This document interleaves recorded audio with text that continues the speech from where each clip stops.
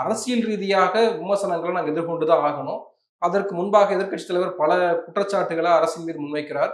அப்போ நாங்க அந்த இடத்துல இருந்து அங்க அப்படிதான் பதில் குடுத்தாக வேண்டிய நிலைமை இருக்கு எங்களுக்கு அப்படின்றாங்க. அதாவது ஆதவ் அர்ஜுனா மாண்புமிகு அமைச்சர் ஆதவ் அர்ஜுனா அவர்களுடைய நடவடிக்கைகள் நம்ம கூர்ந்து கவனிக்கிறோம்.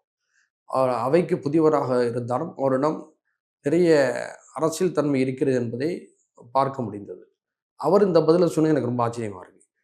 மாண்புமிகு எதிர்க்கட்சித் தலைவர் திரு உதயநிதி அவர்கள் ஆட்சியின் மீது விமர்சனம் வைத்தார். முதல்வர் ஜோசப் அவர்கள் மீது தனிப்பட்ட முறையில் ஏதாவது விமர்சனம் வைத்தாரா? முதல்வருடைய அப்பாவை பற்றி ஏதாவது விமர்சித்தாரா? அவரது குடும்பத்தை பற்றி ஏதாவது அவையில் விமர்சித்தாரா? நியாயமாக ஒரு அரசுக்கு வைக்க வேண்டிய விமர்சனம் எடுத்து வைத்தார். தமிழக வெற்றி கழகத்தினர் செய்த சட்டம் ஒழுங்கு குறைகளையும் பாலியல் புகார்கள் குறித்த விஷயங்களையும் பெயரோடு ஊரோடு குறிப்பிட்டார். இது எல்லாமே ஆதாரப்பூர்வமான விஷயங்கள் என்று தான் அவர் சொன்னார்.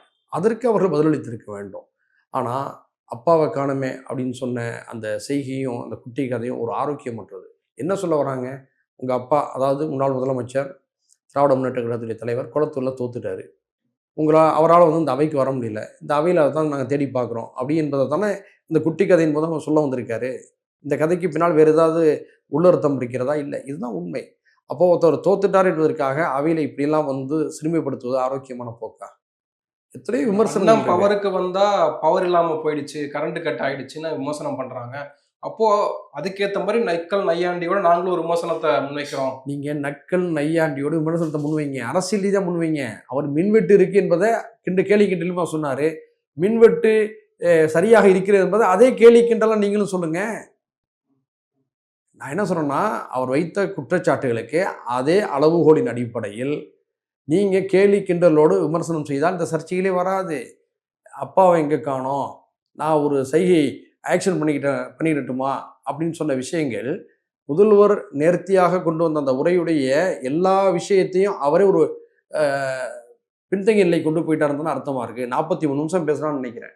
அந்த 43 நிமிஷத்துல பல தொண்டர்களை, அவருடைய ஆதரவாளர்களை உற்சாகப்படுத்தக்கூடிய விஷயங்கள், எதிர்க்கட்சியருடைய பல விஷயங்களுக்கு பதில் சொன்ன விஷயங்கள்லாம் இருந்துச்சு.